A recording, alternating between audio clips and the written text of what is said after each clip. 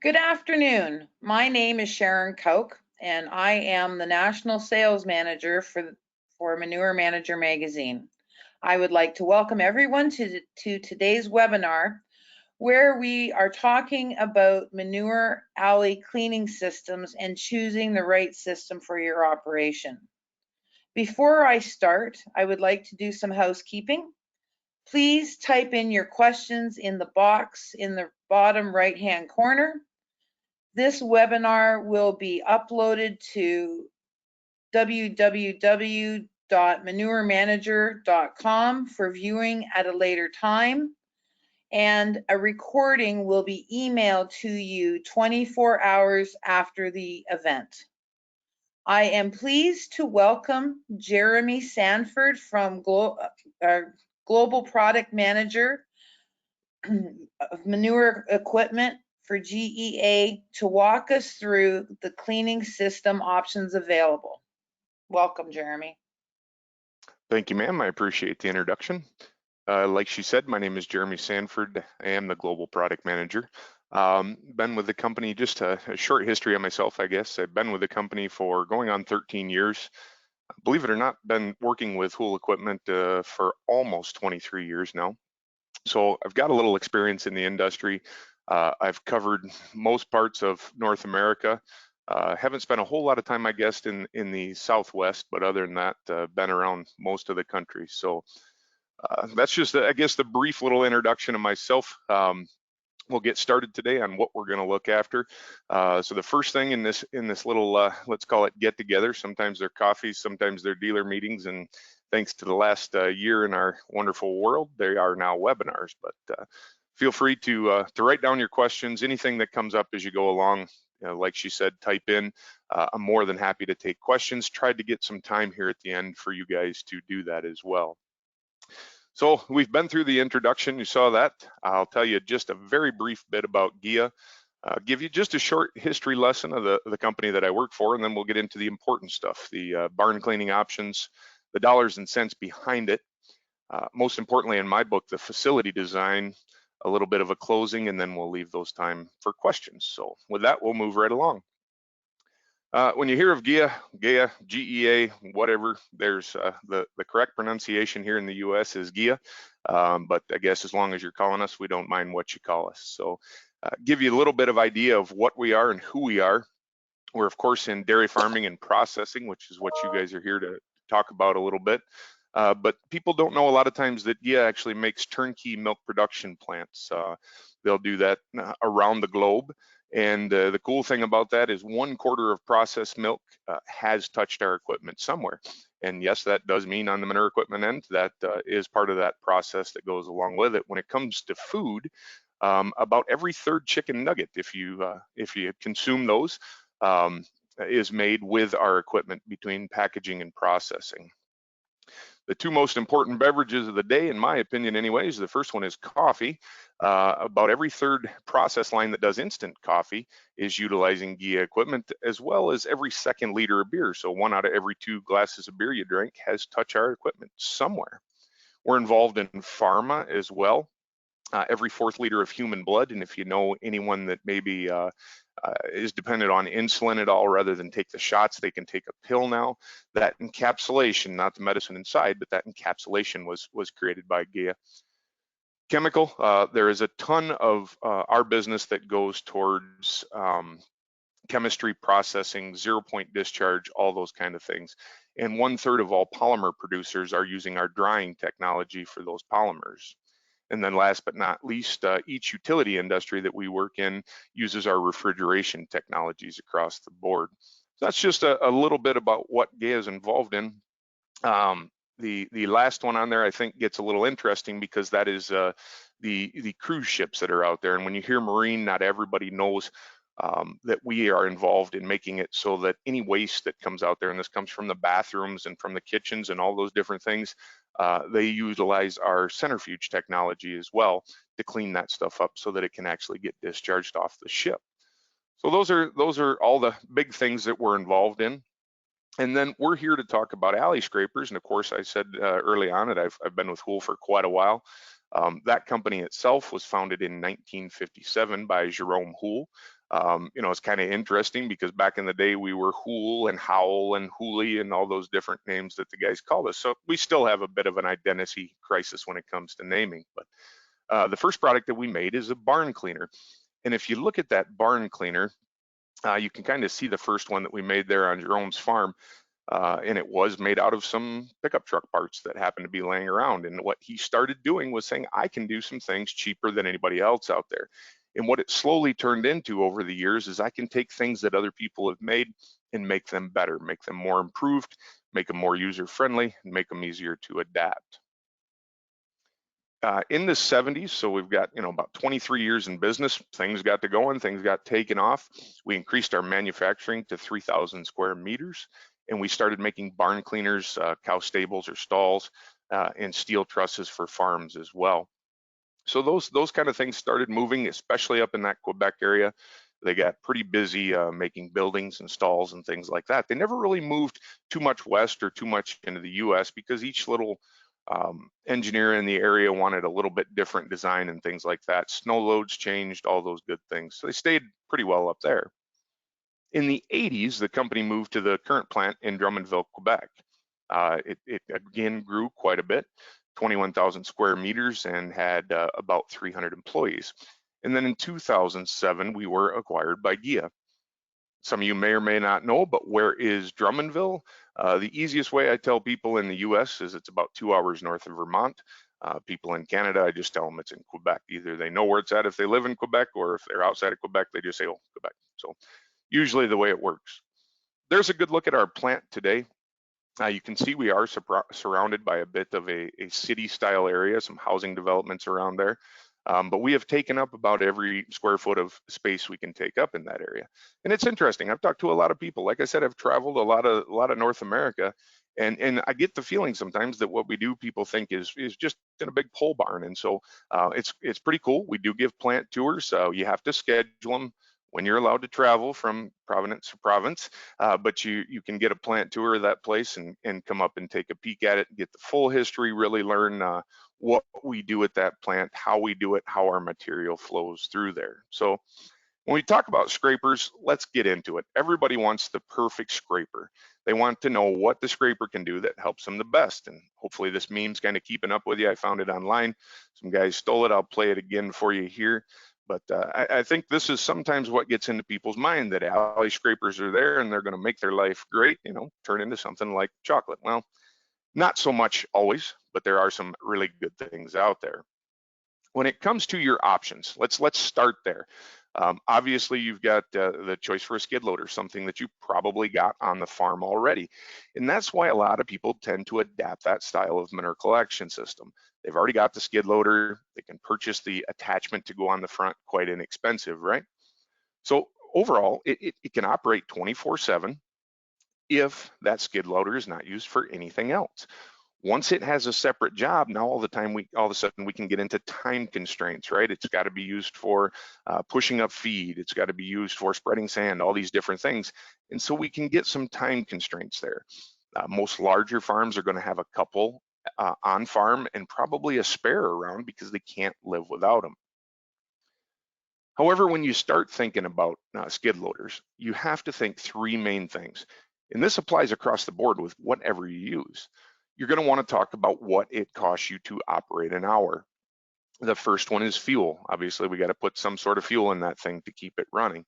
And when we talk about that, I have a interesting conversation I like to have with dairymen, because a lot of times they are locked in on a smaller farm and they're like, I'll only scrape half an hour a day, once in the morning and once at night.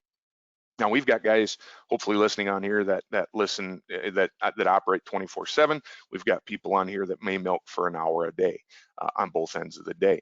And whatever kind of people that we have here, regardless, even if it's half an hour a day, I can usually walk somebody through a process and show them where with very minimal addition, we can look at the fuel, we can look at what you would pay, any sort of help you might have, and we can also look at what it just costs to maintain those. Now, we all know that a skid loader operating in manure costs more to maintain than what a skid loader operates, just out in the grass or something like that. They're just going to go through a rougher life. So I utilize a nationally accepted number for what it costs to operate a skid loader. And really what you can come to with those things is about $30 an hour to operate. So even my people that I talk to that simply scrape that half an hour a day in the morning and a half an hour at night, take 30 times 365, all of a sudden we've got a pretty costly investment. And that's not including a lot of other things that we'll get into later. However, there are some benefits to these, right? Number one, we've got one on the farm. It's already there. It's not something I have to install. It's not another piece of equipment to worry about. Um, but overall, that's where the benefits start to end there, because there are a lot of challenges with it. The challenges always begin with driving that piece of equipment in a barn. I don't care if it's your own farm or you've got hired help. I guarantee I can walk on the farm and find broken pieces of concrete. I can find damage to freestalls. And I'll never forget, I was probably 21 years old and we installed new fans in a freestall barn, fairly large farm. We got their skid loader, they skid loader scraped. We raised them all the way up, raised the skid loader all the way up, and we were 2 foot above that reach with the skid loader. Perfect. We got them installed. We're good to go. It was not a week before we got a call that we were told that the hired help had managed to knock down one of the fans. How? We have no idea. Things happen. Garage doors, gates, fences, cows, unfortunately, at times. All these things can become a challenge with a skid loader. Now, the vacuum scraper is the next mechanical piece of equipment that we can talk about, and it has most of the same challenges as we look at it. The labor, you still got a person in there to operate it. Somebody on the farm is driving that thing around when it needs to collect manure. The operating costs for these, I'll let those manufacturers sort that out, but it's going to be at least comparable. The one big thing about that is not an easily duplicated piece of equipment. So if you have one, a lot of times you're going to want to have two, or you want to know where there's another one in your area you can borrow in case of downtime, because as much as we can ask these cows, they're not going to quit making manure in a day. Again, we look at that hourly rate, and there are some good numbers out there. The fuel consumption of these style machines tends to go up a little bit compared to a skid loader. Labor, not really. You're paying somebody to operate either way. And then, of course, last of all, maintenance. Because it is a vacuum style system and you're vacuuming something that has a lot of moisture in it, there's a lot of maintenance that goes along to make sure that that keeps running correctly. Now the benefits, it's a dedicated machine, okay? I don't have to worry about using it somewhere else. I don't have to worry if it's pushing up feed. It's a dedicated machine meant to do this job. However, when it comes to challenges, everything a skid loader does is expounded by these. Most of the time, your barn floor has not been designed to haul this or to carry the weight of this piece of equipment that's that large, especially if we're talking a sand farm. They get a lot of concrete damage. They're a lot harder to maneuver around, even though some of them are four-wheel steer. We get them out there and we see that damage occur. And then, of course, the last thing that we have out there are alley scrapers. GIA presentation, I work for GIA, we use our alley scrapers for the picture, right? But we do have the alley scrapers that come in next. When it comes to labor, really the only labor that we're going to talk about is the cost of maintaining them. They don't need any human interaction in a day. For the most part, they operate on their own, so the labor can go away. Operating cost, it's going to depend a lot on what you've got for bedding. That's the biggest one that's out there. Of course, we all know if you're in sand, these things are going to wear down much faster than if you're using some sort of dairy manure solids or straw or sawdust, which is probably one of the more frequent ones that we see of the non-sand applications. So the operating cost overall, the biggest cost in there is when, where, and how often you have to replace the drive style. So is it cable? Is it rope? Is it chain? Is it any number of those options that are out there? These things all have to be taken into account. Now, when we do this hourly rate comparison for dairy folk out there, obviously the fuel goes out the window. There's no fuel to run there. We do have some electricity costs, and we always take that into account. When it comes to labor, again, now I'm talking maybe half an hour a month. Instead of half an hour twice a day, I need half an hour a month to just do the simple maintenance that's there. And that's all it is. The maintenance and labor begin to be tied together. And the maintenance costs, of course, are very farm dependent. There are some ways to calculate that, to look at that. I'll show you that here in a moment. Like I said, the fuel goes away, benefits begin to go up. There are a number of things that people don't think about. I'm scraping 4, 5, 6, maybe all day long. So I'm keeping away from those piles of manure. Um, and the piles of manure that I'm talking about, the ones that can actually get generated in front of an alley scraper, these are concerns for some veterinarians out there. They don't want to see the animal traipsing through that pile of manure. Well, the biggest thing you can do is just scrape more frequently so that pile of manure is not near so big. It doesn't affect the animal so much. You also can look at some herd health. Now, I know I'm a very visual person, so probably see my roll my eyes a little bit. So a little more history on myself is I started driving a route truck at the age of 20. And I visited farms every day, month in, month out. And their favorite question, everybody had to come out and ask me, hey, what's new? What you got? And I am kind of a joking guy. I always said, well, it's pretty easy. You buy one of everything I've got to sell on the truck. Your somatic cell count goes down to about minus 200, and your milk production goes up to 1,000 pounds a cow. Because every manufacturer that's out there is going to tell you we can drop somatic cell count 20,000, 50,000, 100,000. We can raise your milk production 2 pounds, 3 pounds. I get real afraid of this one, but what I can tell you is overall, an alley scraper will make a healthier cow, hands down. The reason for that, the alleys will stay cleaner. There's less manure in that alley all the time. I don't have to worry about chasing that animal around. You know, it used to be fine. The animals would walk up to the parlor, they'd get milk, somebody would scrape, they'd bring them back, no big deal. Robotics is changing that. Now all of a sudden we got cows in the barn all the time. If we want to run a skid loader or an alley vac or something like that, we have to consider how we're going to get those animals out of the way. Robot cows are friendlier cows. If you walk through a barn, if you're involved in the industry at all, you walk through the barn, these cows don't run as soon as somebody comes in. They get up, they come over, they sniff, they lick, they do all these things that animals do. And it makes it very hard to get in there. An alley scraper doesn't matter. Leave the cows in there. It's low disturbance. It's not going to bother them.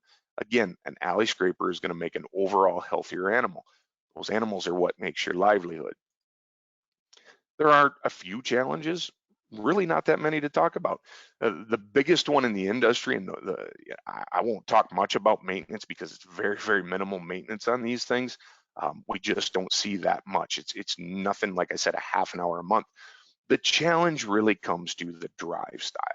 That's what gets talked about in the industry the most. So when it comes to choosing, I'll get a little more into this later on, but um, my personal preference, and again, I've got 23 years of experience here, is a cable alley scraper. And I know I've heard all the stigmas, I've heard all the things out there about what can happen to cable, but it's pretty simple.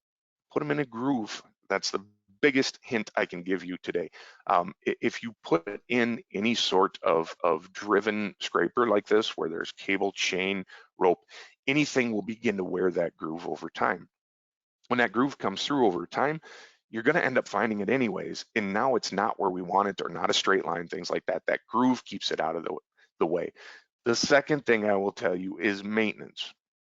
I know I grew up on a farm. I grew up milking a couple cows. Yes, just a couple, but I grew up milking a couple cows. Um, what happens is we fix when it's broke. The one thing you have to put in your mind with an alley scraper of any sort is we're going to have to be on a regular scheduled maintenance to keep that cable changed. It is a wearable part, just like any wearable part, it needs to be replaced.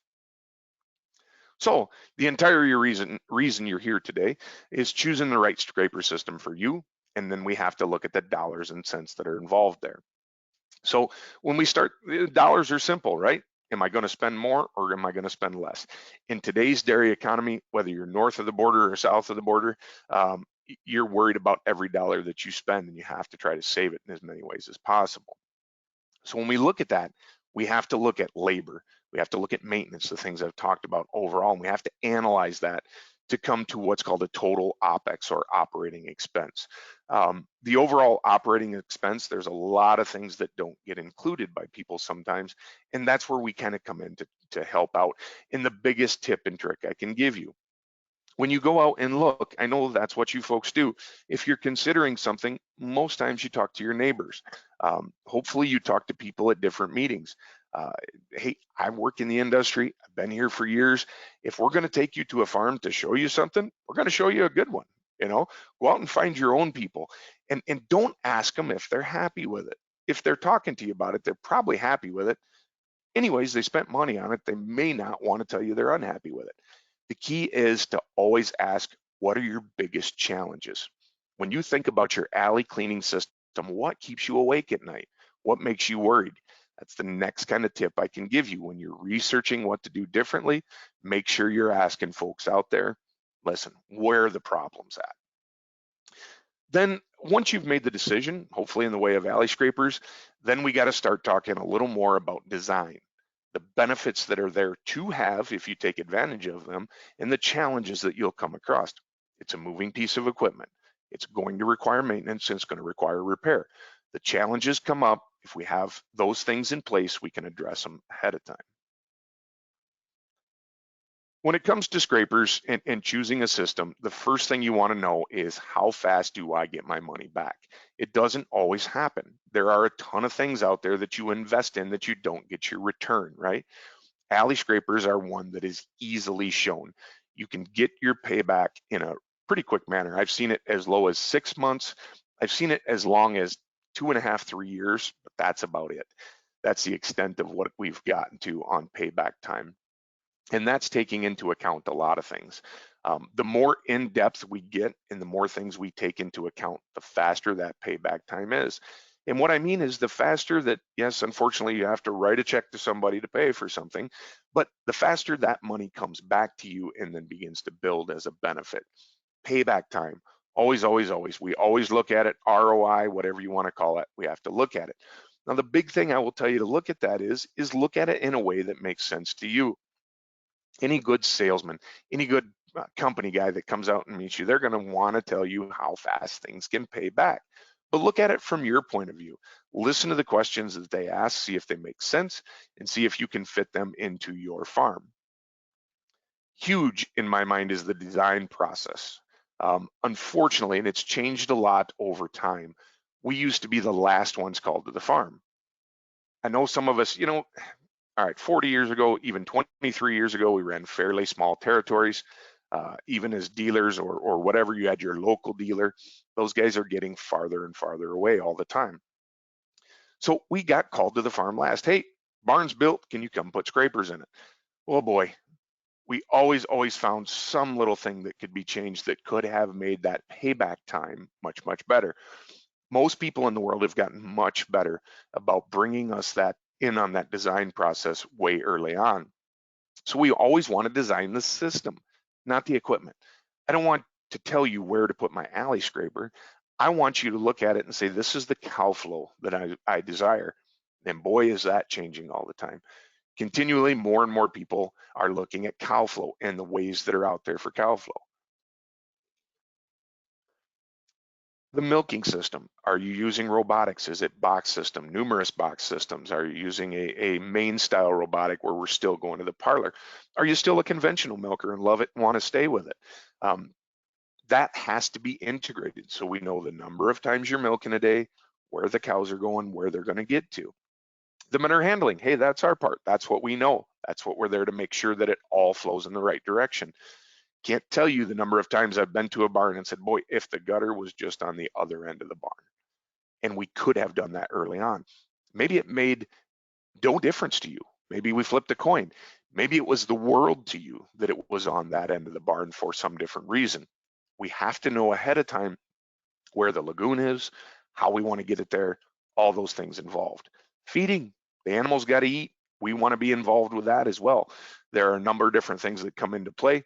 And of course, cow management, herd software, grows and grows and grows, will not stop growing. Cow management, herd management, all those people need to come together. Whether they get along and they're from the same company, whether they're from different companies, it's your farm, your build, your desire to make it the best return on investment, the healthiest for animals. Bring all those people together and make sure that it works for you. Cow flow and management equals performance of the system all the time. If you make the cows go in the right direction, the cows want to go in that direction, the cows flow in and out easily, it's not a hassle to them, and then manage all the things around that, you will get payback faster. Again, I've mentioned this before, but I always like to highlight it. The dairy and the barn kind of merge together when we start talking about automatic milking systems, right? A lot of times these box systems are integrated into the barn somewhere, or maybe at just one end of the barn, maybe an addition, but they come together. There's no longer that old milking parlor that used to be at the front. So that's something to take into account as you do these. That 24/7 operation of those robotic systems only mean that the cows are only always in the barn. So we got to keep that in mind. That's why we need to know up front. Maybe you're not putting robots in today. Maybe you're building a barn with the intention of putting them in 5 years. And any of the guys that we work with, I was trained by guys that still exist at Hull and are still around, hopefully for a while yet. But those guys taught us over and over again, what are the 5-year plans? What are the 10-year plans? And we drill that into all the new guys. You know, maybe your 5 and 10-year plans won't come together, but if there's a possibility out there, we can change a lot of things quickly. And your cost, your initial investment drops so much when you make that next addition. So I've alluded to this a couple times. I know it's a little hard to see in there. Me and a colleague spent a great number of hours creating what we call our scraper payback calculator. Every GIA dealer is going to have it as long as they're handling the manure equipment end.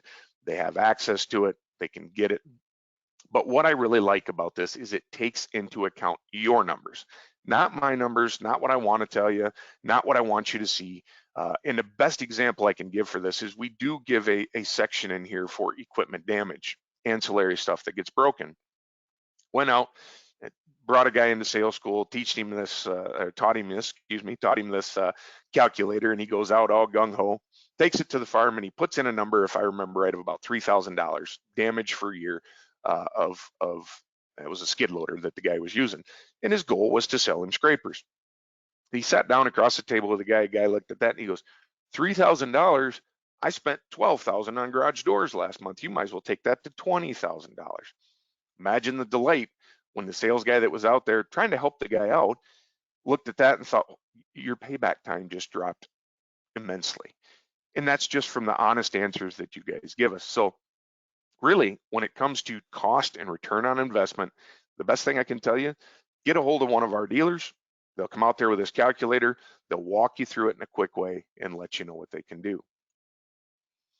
Now, I've mentioned all the different systems that we have to integrate into here.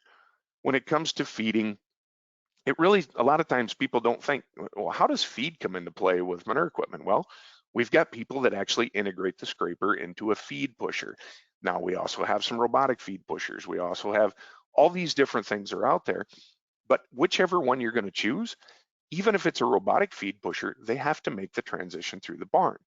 If they have to move through the barn, that's another portion of cow flow, right? I mean, that they have to move with the scrapers working or not. Human, another big one when we look at how am I going to get to and service these things? How is the service guy out there going to get to and service them?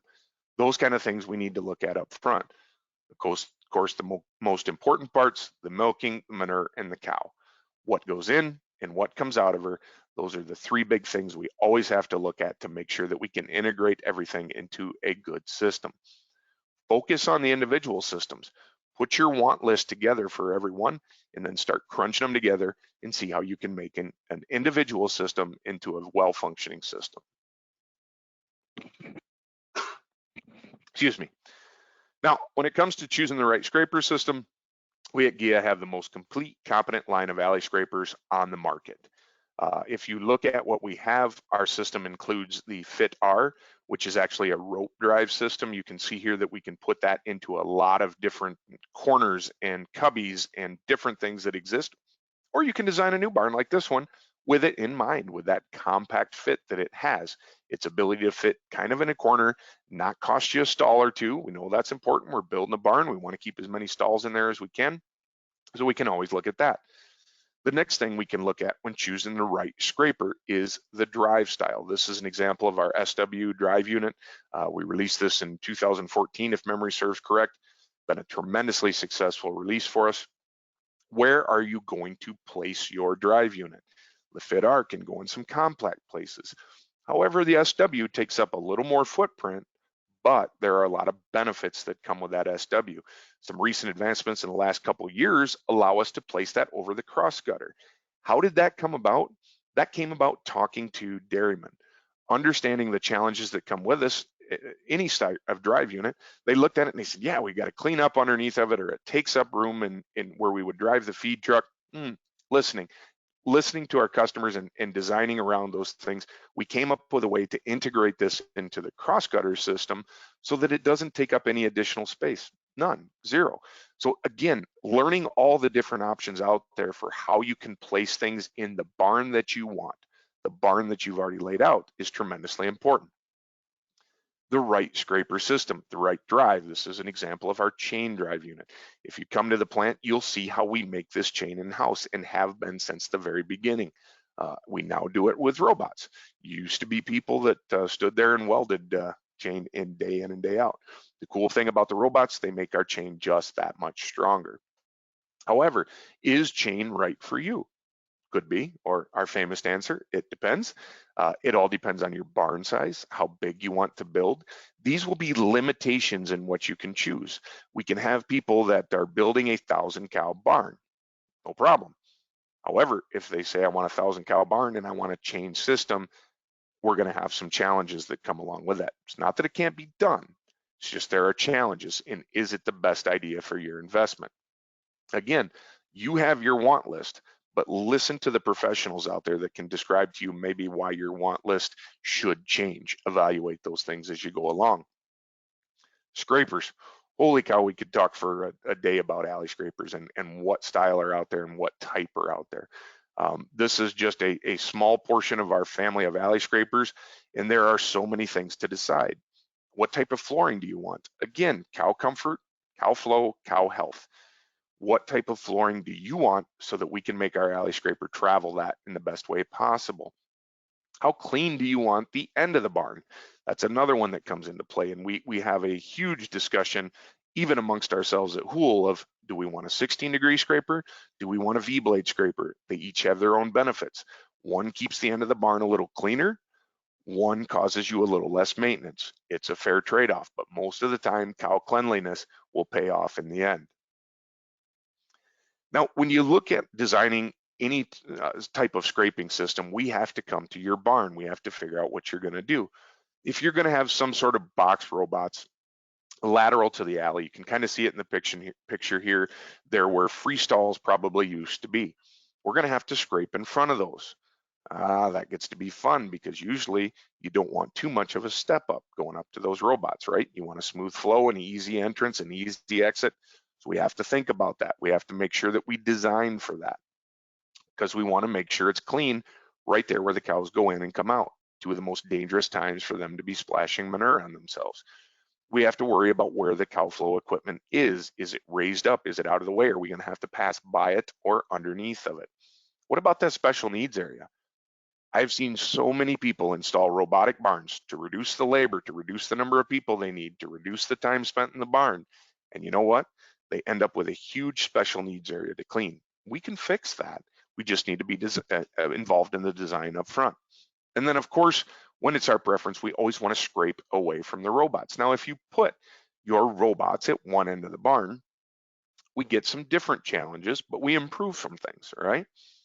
No manure equipment in the treatment areas. There's not pretty much no way to get manure equipment in there that I'm aware of. So you're going to have some manual cleaning. It's okay as long as you know it up front. The AMS is sitting in front of the alley, so we're going to need a little extra space there to put in some equipment. Not that you want to be jetting towards this thing with a skid loader at 10, 15 mile an hour, but what you want to do is have that scraper come up there, but we need to integrate those pieces of equipment that we need up there. Again, get the cow flow equipment raised up on the crossover, scrape away from the robots so the most manure that the scraper is holding is going towards the discharge. Now we still have to consider the waiting area in front of the robots. Listen, if it's two robots and you're comfortable with spraying that down, that's not a problem, except for that water all has to go somewhere. Again, another thing to think about when you're designing your system, something that we can take care of, that we can handle. We just need to be involved up front. Now, if you think about that slide I just had up, this one is just simply a larger duplication of it. It's just been done over and over and over again. In this one, it's really the AMS has been put in a freestall location, right? They're off to the side. We have two main robot areas if you looked at the original ones, like we got 8 of these barns, we still have that special needs area, but now maybe we can take care of it in a little different way. We have a central transfer lane, cow flow, tremendous cow flow. We have that lane, but we have to be able to access it and get it clean for you. The nice thing is there's no interference between the systems. Cow flow can occur without any problem. Entrance and exit to the milking center can be handled without any interference of anything else. We can have straight lines for the manure system. I can't tell you how many times I've seen weird lines going across the barn. Regardless of what you're going to use to clean the manure, straight lines are always the easiest. Now, manure handling in this kind of thing, we can do 95%. 95% of the barn cleaned with an automatic scraper, something autonomous, something you don't have to worry about day in and day out, tremendously helpful for you. And we can also integrate that into your defined herd management strategy. Cool thing is, all those barns we just looked at, we can go back to this simple style barn. There's a number of these barns out there, easiest ones to handle. However, what happens is a lot of times it's, I built that barn, I like that barn, but I would make this change. So the next barn, you make something different. A little bit similar, maybe a lot similar, but you change something. You change a little something, you make it a little better. And this happens 4, 5, 6 times on a barn. The big thing to keep in mind, why we need to know expansion plans if we can. We want to integrate that new barn into the complete system again. We don't want to create a whole nother manure system somewhere off to the side. When you start dialing down the things you need to ask before you design your scraper system, okay?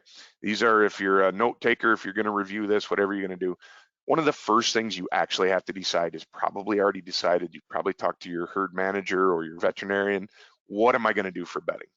Am I gonna be sand? Am I gonna try to recycle bedding? Am I still gonna buy the same old stuff I bought for 20 years, which if it's working, good for you.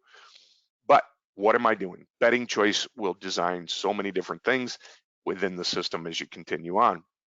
The next thing, like I mentioned, floor style. Am I going to have rubber? Is the rubber going to be on the feed line side and not on the other side? Am I going to put down rubber mats? Am I going to coat the floor with a rubber like I've seen them do up in Quebec quite a bit? Is it going to be grooved concrete? Let's groove in a way that it actually helps our manure collection system. If you're not familiar with that, yes, grooves matter. We can figure out which way to groove to help out your manure system. The drive style. A couple of them are going to be eliminated by those first 2 choices, and then you have to start to look at a drive style of system. How much technology you want. We'll talk about what we offer in technology, a little bit about what's out there in the industry. But what, are you a guy that says, I don't want any bells and whistles because that stuff all breaks? When you go buy your pickup truck, does it come with absolutely automatic everything? Or do you want the base model so you don't have to worry about those things dying in the future? We can accommodate both ways, just need to know what kind of person you are. The different length alleys. And that falls into 2 categories. Long alleys that we need to talk a little differently about our scraping style, or if I have 2 different length alleys in my barn. For sure a challenge, not one that we can't overcome, but anytime you can eliminate different length alleys in your design, it's a benefit on your side, because at the end of the day, it's going to cause less headaches. If the alley changes width, remember I was just talking about how we change barns a little bit.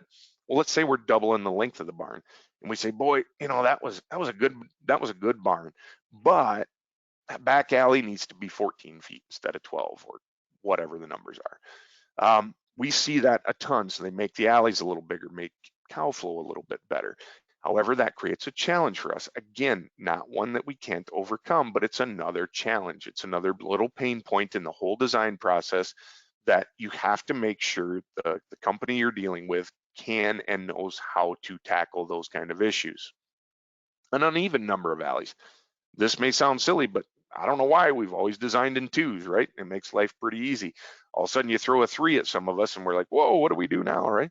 So anyways, an uneven number of alleys, again, is another thing to tackle. It's another thing we want to try to stay away from if we can, but something that can be handled. Bridges over alleys. Anytime we have to traverse cows over top of an alley and we don't want to integrate them into that group, then we have to consider how are we going to get underneath of it? What are we going to do if something breaks underneath of it? How big is it? All those different things.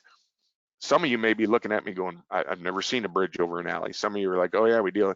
It all depends on the area. Depending on where you're at, we see these either a ton or next to never. So pretty frequent thing out there that maybe some of you've never even thought about doing that might help some things out. Let's look at them, just a few of them a little more in depth. Here's the different width alleys that I'm talking about. If you see there's some change in this alley right here, it gets a little smaller when we come back here. Now, again, this looks to be the milking center there in the bottom left, but if my scrapers are backwards traveling this way, no big deal. I can handle it all day long. However, if the cross gutter is on the right side of that barn, we're gonna have some fun. Again, another thing we could talk about up front. We do make some options that allow those things to ride the curbs and do those different things, but again, for the most part, it's in one direction. When you're looking at an uneven number of alleys, good idea of why there might be there. There was 4 alleys at one time in this. They actually converted this barn so they had a special needs area, put in robotics. Well, now we've got a couple of different alley lengths and we've got an uneven number. Not that it can't be done, but again, these are pain points you don't want to cause yourself if you don't have to. When you look at the different styles of scraper systems that are out there, there are a ton. There's a lot of different schools of thought on what's great and what's not. The groove, I talked to you in the very beginning about the groove. We can do a very, very deep, shallow, skinny groove, or we can do the tube style of systems that are out there.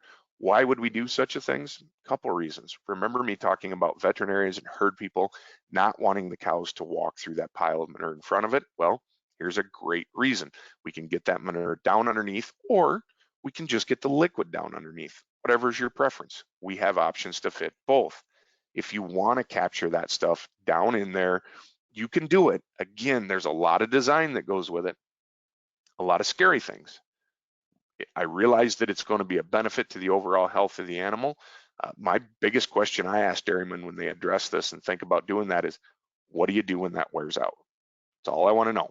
Where the plan is for when my scraper can no longer fit over top of that thing. What do I do? It's not changing spark plugs. You're tearing up a barn to do some major replacement. So again, let's think to the future and see what we can do.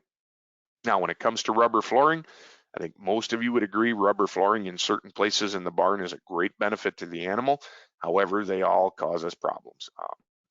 Back in the day, I used to install this stuff. I'm well aware of all those problems that come with it.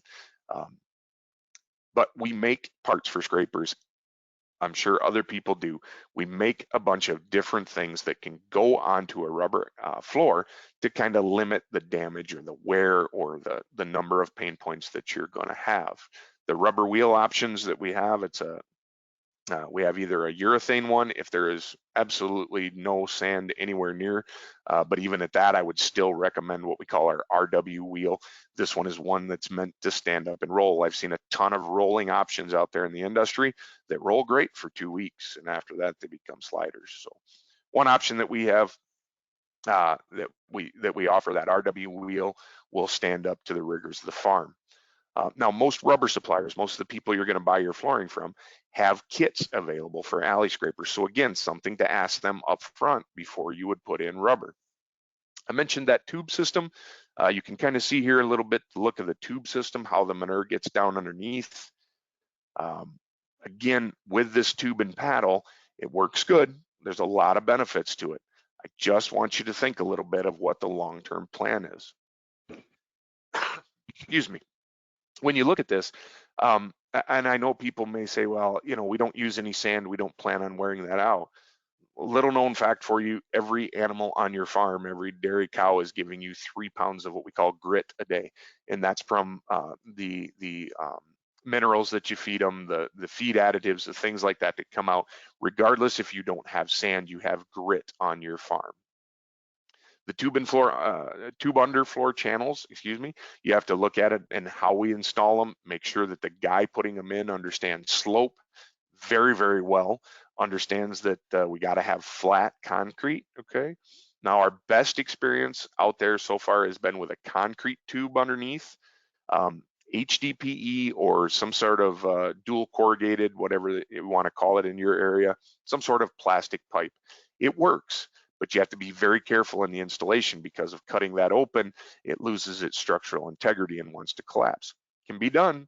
If you can think of what kind of tube you want to put underneath of there, what strikes you as the best as you travel around, we can hook you up with the right paddle that goes underneath of it.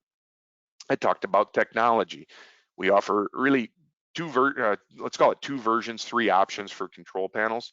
So we can do our base model, just like anybody else. I can pick the base model truck, no bells and whistles. I just want it to scrape my barn. And then we can also upgrade to what we call our max access.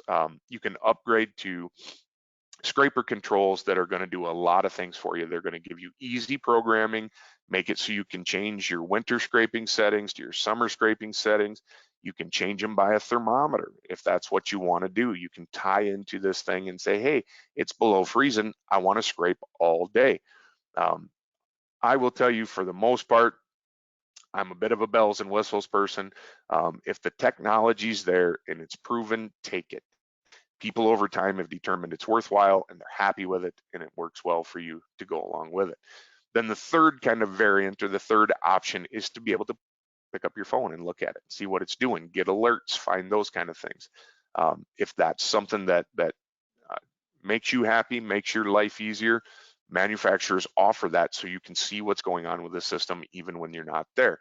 With the amount of AMS out there, most of the customers are looking for that style of thing so they can monitor everything. They can monitor the system as a whole. The biggest thing about that I like is anytime you get a mess up, you get some sort of alert. And now I know something's going on in the barn and I should get out there and check, because with alley scrapers, you don't get so focused on checking the barn. You go out, you do your herd checks like you need to, but you're not out there in the barn doing other things. You're off spending your time hopefully in wiser ways. Cable and routing, it gets to be a little bit difficult. Cable, chain, anything, it gets to be difficult depending on barn design. But again, calling an expert that knows what they're doing can tell you where to put that cable so that it's going to be out of the way.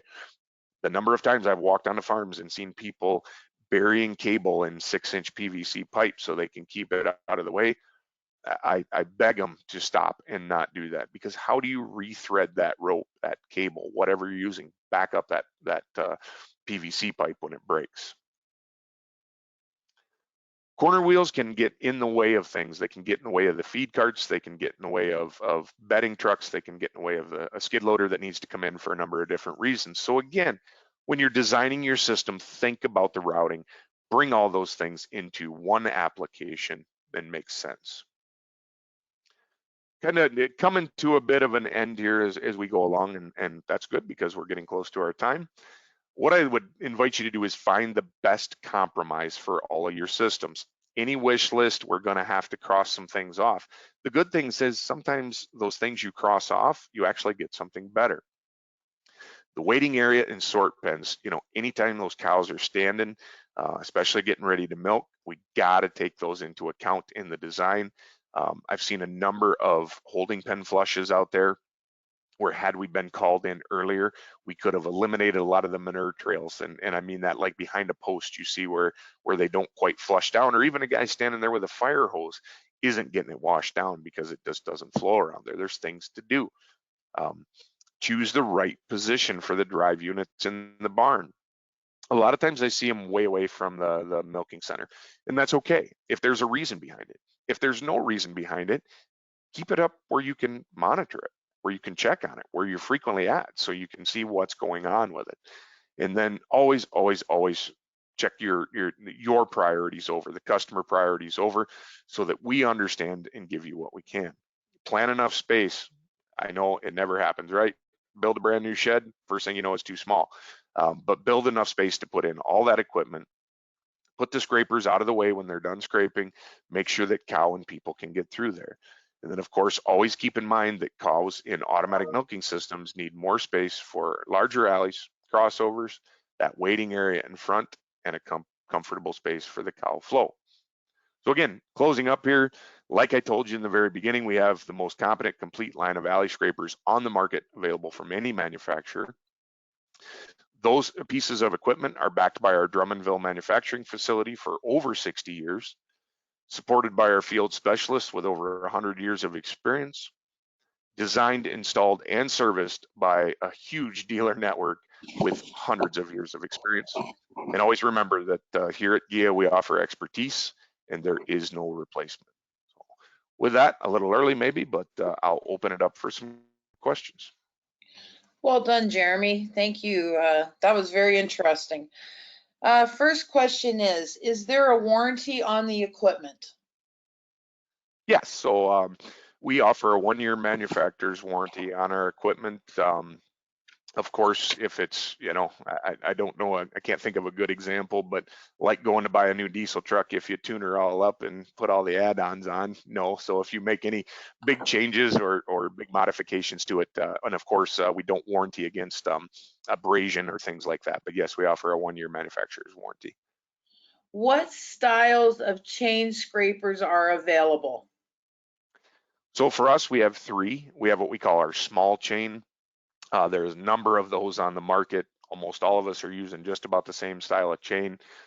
Not my favorite for a large number of reasons. We have what we call the large chain, the hool chain. The link, I realize is a little hard to see, but it's about that big. It's quite a huge link. Very, very durable, long lasting. And then we offer a pintle chain as well. Not much accepted in the market anymore. We still keep it for some of our overseas market. Used to be popular 40 years ago, but it's kind of went away. Third one, what is the capital investment for a manure alley cleaning system? So you get our most famous answer, which is it depends. Um, for the most part, of course, it's going to depend on barn size, right? And that calculator we have can begin to tie some of that in a lot closer for you. Just off the cuff, I'd say usually you're probably looking at 50 grand a barn, because depending on how long it gets, we maybe need a bigger drive unit, something like that. And of course, numbers vary. I know there's folks on here from Canada, there's folks on here from the US. So of course we have that exchange rate to play in. My 50,000 would be USD. So do the calculations. I believe it's like 18% exchange right now or something like that. Next question, is your large chain hardened steel or middle steel? No, and probably just a mistype as they were going there. It is mild steel. It's not hardened, not the large chain. We do offer a hardened chain in the 1/2 inch, the smaller chain. But no, our large chain is mild steel. Again, anytime you're talking chain and sand, I get very worried, but let's put that aside and say for the most part, where I would install chain, mild steel on our large hool chain stands up for years. What is the time frame for installation? Uh, Again, it depends. Right now, we're seeing a surge in the market that has never been seen. This pandemic has sure created some very interesting life and times to live in, as I'm sure we could have a whole nother hour conversation on. But we are seeing some unprecedented order intake. Really, from the minute the equipment lands on the farm, depending on the size, let's say a barn can be installed in a couple of days. And then beyond that, it all depends on lead time at the plant and when you can get one. And we do have stocking dealers as well that have them right on hand at the time.